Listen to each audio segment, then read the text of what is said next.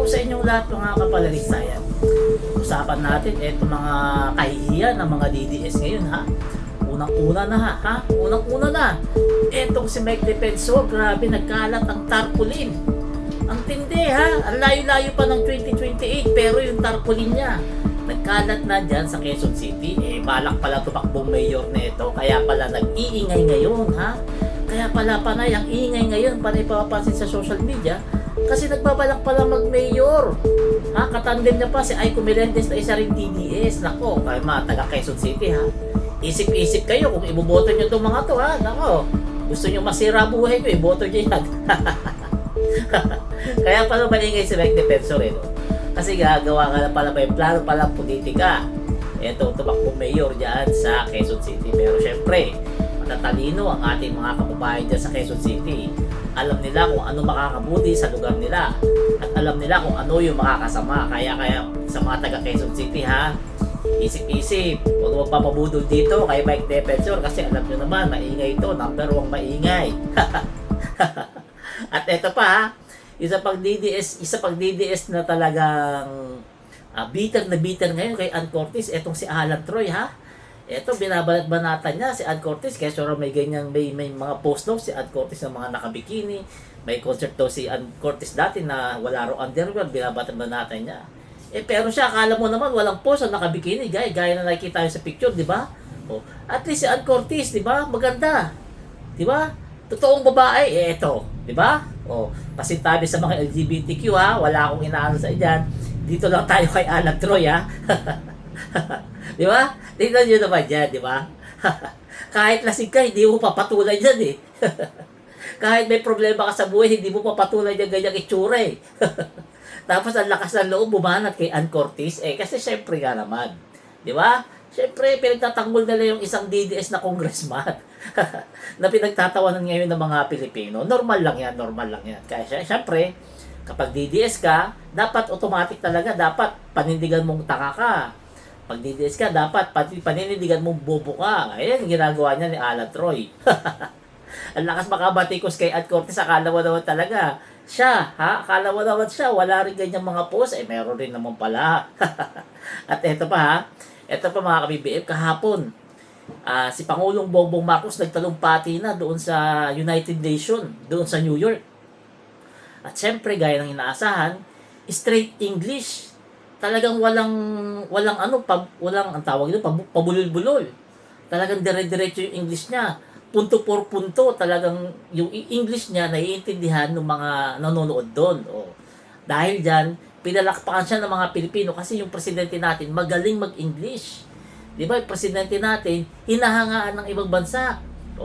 Kaya nga may nagsabi nga paano na lang halimbawa si VP Sara presidente natin. Kaya niya kaya humarap diyan sa United Nations para magtalumpati ng ganyan? Ako sa tingin ko, hindi.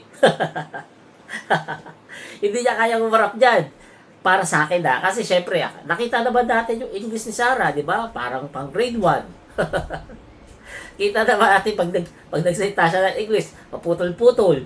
Minsan, ang layo-layo ng ibig sabihin doon sa pinapaliwanag niya. Huwag tayong maglokohan. Hindi talaga kaya ni Sara magpresidente. Kung pagbabasehan yung pag-English niya, hindi niya talaga kaya. Di ba? Baka sabihin nyo, fake news tayo. Baka sabihin nyo, gawa-gawa na naman natin to. Sabihin nyo, naninira tayo. Hindi po tayo naninira, ha? Lahat ng sinasabi natin, nakikita natin sa mga video, sa mga balita, na yung pa-English ni Sara, mahina talaga. Kahapon nga, di ba? May mensahe siya na para makatipid ng enerhiya, wag na magbisikleta. Di ba? Viral yung video ko tayo, magti 300,000 na yata kayo, do.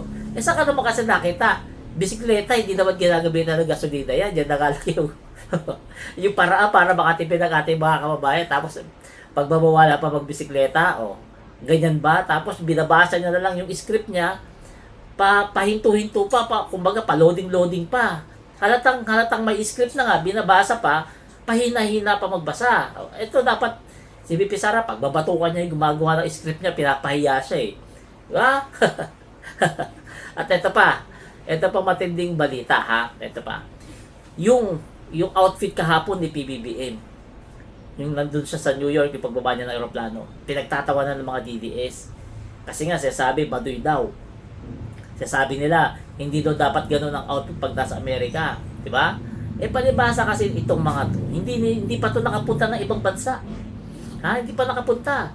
Sasabi kasi na hindi raw bagay yung yung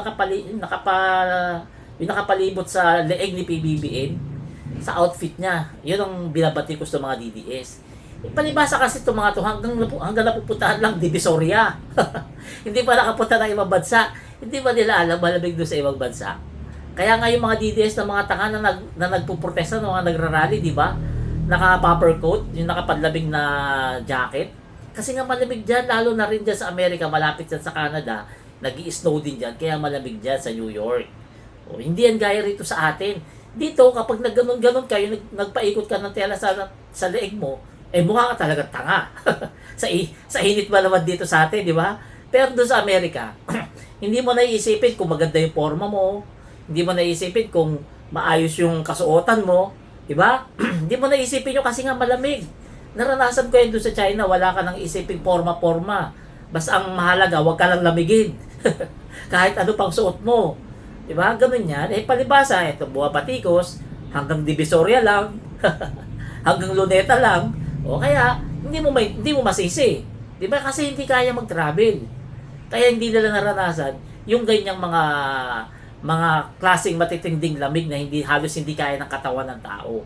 Syempre si PBB may edad na yan, no? Syempre normal lang yun, tsaka normal lang yung ganyang pormahan kapag winter sa isang bansa. Dito kasi sa atin, walang winter, kaya hindi nila alam yung ganyang pormahan. Kaya pinagtatawanan ng mga DDS, kesyo baduy daw. Kung baduy si PBB, ano pa pala tawag dito sa pormahan ni BP Sara na to? So, eto, hindi to baduy, ha? Hindi yan baduy, yung pormahan ni BP Sara, nakakahiya lang. Di ba? Tingnan nyo ka. Matino ba yan? Matino ba gagawa niyan? Ha? Kaya yung isasabi natin sa mga DDS, huwag kayo basta-basta balat ng balat kasi hindi nyo alam yung mga katotohanan. Tira kayo ng tira, pinagtatawanan si PBM, kaya yung baduy, hindi nyo naman alam na malamig naman talaga yan sa lugar na yan. Kayo tuloy na papahiya. Di ba? Yan ang sinasabi natin. Kaya mga ka-BBM, huwag tayo basta-basta magpapaniwala sa mga nakikita natin sa social media ng mga paninira kay PBBM. Kasi yan lang yung ginagawa nila para may upo si BP Sara, para sila muling makaporma. Diba? Huwag tayo basta-basta magpapaniwala. Basta pag ang balita loobas sa bunganga ng isang DDS, automatic yan, fake news yan, wala nang iba. Diba? So hanggang dito lang mga ka-BBM, huwag niyo po kalimutan, please subscribe po dito sa ating YouTube channel, bagong-bago to.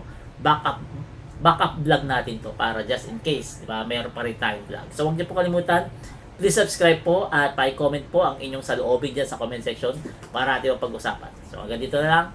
Salamat.